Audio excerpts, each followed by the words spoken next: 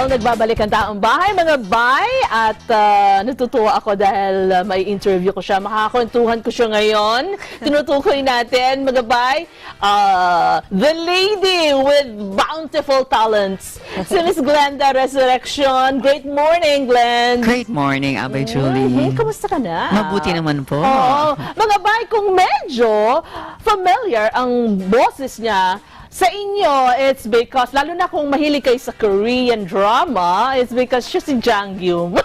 Biglang ginanon yung boses. Kamusta na, nag-enjoy ka ba nung pagka nag-voice talent Ay, opo. ka? Oo. Lalo pag gwapo po yung leading man, enjoy po. Well, she's here, mga bay, para pag-usapan yung indie film na Opo. Owl Butterfly. Yes, Owl Butterfly, mga bay. Bakit ganun tayo? Well, malalaman nila talaga pag napanood ng film. Pero ang Yes. owl butterfly kasi isang uri ng paru-paro na mukha siyang may mata. Na kapag bumaligtad siya, mukha siyang owl. So it's a kind of butterfly. At meron siyang special meaning na very connected dun sa ating topic, which is childhood sexual abuse. Yun yung topic ng film natin. Oo, kaya, alam nyo, nag-uusap kami kanina at na isa sa mga na bigyan namin ng pansin, mga bay, ay pantawag ito sa mga guro, katulad nila Mami Liz, nila Mami Mabel, at sa lahat ng mga teacher ngayon. Why? Bakit? Bakit ganun kahalaga yung mga teacher para dito sa film na ito? Sabi nga ni Oprah Winfrey, if you suspect someone, being abused, you tell a parent. If you cannot tell a parent, tell a teacher. So, importante talaga na yung mga teachers, prepared sila, alam nila kung paano i-detect yung signs na ang bata ay na-abuse, na nag-iiban ang behavior, dating active sa klase, ngayon hindi na nagsasalita halos, lagi nang umiiyak. Ito yung, may mga signs yan, although hindi naman laging yun ang reason, pero pag alam natin magtanong, makukuha natin kung ano talaga yung totoo, kung ano yung nangyayari sa bata, matutulungan natin siya. And kailangan prepared din tayo na alam natin yung mga hindi dapat itanong, paano makukuha yung trust ng bata, and paano poprotektahan yung secret ng bata nang hindi siya napapag-chismisan sa eskwelahan. Oo. With this film, ay malalaman ba nila na yun pala ang dapat na gawin? Oh yes, definitely. Is that it? Kasi may mga scenes dito rin na talang ipinapakita yung tanungan, paano, gano'ng kaingat dapat, ano yan yung tutumukin mo mga tanong. Kasi ang pinaka-goal talaga ng film ay dalawang bagay. Una, para ipakita rin kung paano iingatan ng mga bata. Yung mga bata, paano mag-iingat din sa sarili. We have to empower them. Yes. Tell them, ito yung hindi pwedeng hawakan, ganyan. And kapag kami ganito, you can say no. Ang nangyari kasi sa kultura natin, like kami growing up, talagang tinuruan kami, huwag kayong sasagot sa matanda, huwag kayong lalaban sa matanda. So ang mga bata, masyadong tingin natin sa authority. We don't know the difference between speaking up and talking back. Pag sumagot, parang feeling nila negative agad. Which is wrong. Dapat ang mga bata, hayaang magsalita. And then yung mga bata, alam din nila yung rights nila na hindi sila pwedeng hawakan kung saan sa ang parte ng katawan. And then, ikalawang parte ng film, maliban sa empower ang mga bata, actually, yung isa kasama pa rin doon, yung mga nanay alam kung paano ingatan. So, pag nagsalita ang bata, pakinggan talaga. Tama. Defend your children.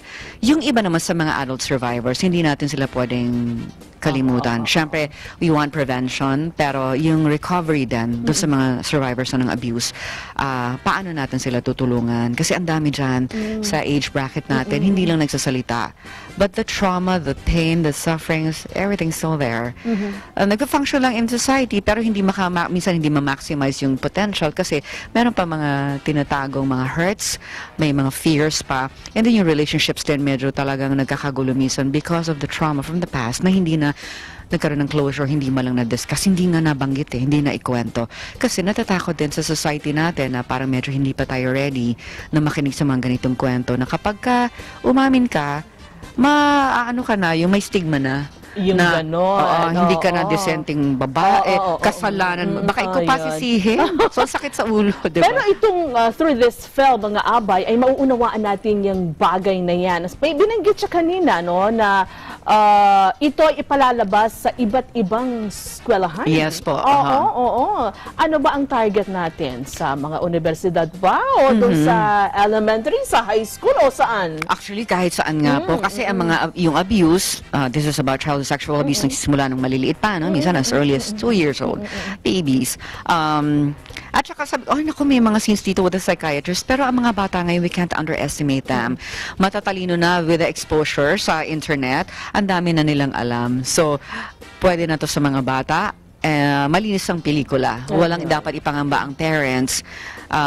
Pwede to sa mga elementary, sa high school, sa college. Kasi ang goal natin is, bawat isa matuto kung paano tumulong sa survivor. Kunyari ako classmate, may nag-open up sa akin, bata ako. Yun. Alam ko kung paano siya i-guide. At hindi pagchichismisan. At hindi pagchichismisan. Tama, oo. So, kailan nyo balak na ito? Ay, actually, mga abay, siya rin ang nito, screenwriter. Opo. Oo. Kasari na sa film, teacher po yung role ko dito. Ayun, kaya makikita natin siya doon. Kailan? Kailan na showing nito? October na. October. Yeah. So, actually, as early as July, meron ng gustong magpalabas sa eskwelahan nila. Kami lang, andali lang, dahan-dahan. So, July Timing pa yan, lang. timing. Oo, okay. So, with that, we would like to thank you. Thank you. At kung may mga tanong pa kayo tungkol dito sa film na ito, pwede nyo silang i-contact dito sa number na ito. Yeah, Oo. okay. Oo, Where? doon sa... 0997-277-7807. Ayun. Thank you.